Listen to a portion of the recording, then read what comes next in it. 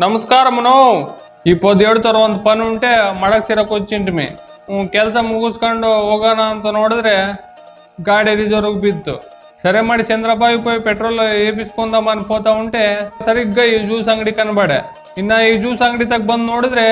ಇಲ್ಲಿ ನಮ್ ಜ್ಯೂಸ್ ಅಂಗಡಿ ಅಣ್ಣಯ್ಯ ಗರ್ರ ಗರ್ರ ಗರ್ರ ಗರ್ರ ಇದನ್ನ ತಿರುಗಿಸ್ತಿದ್ದ ಮುಂಚೆಲೆ ಪೈನಾಪಿಲ್ ಕತ್ತರಿಸ್ತು ಆಮೇಲೆ ಆ ಪೈನಾಪಿಲ್ ಪೀಸು ಆ ಮಿಕ್ಸಿ ಜಾರ್ನಾಗ ಹಾಕ್ತು ಆಮೇಲೆ సక్కರೆ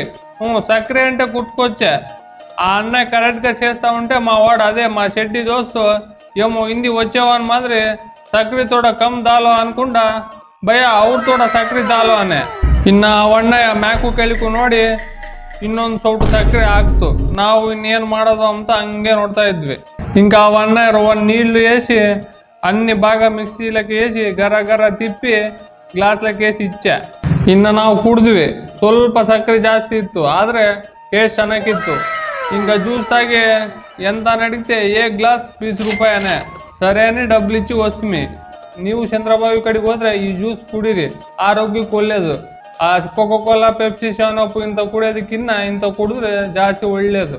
ఇంకా ఈ వీడియోకి ఇంతే అన్నావు ఇంకొక వీడియోలో ఇంకొక దినం సిగ్తాను పోయి వస్తాను టాటా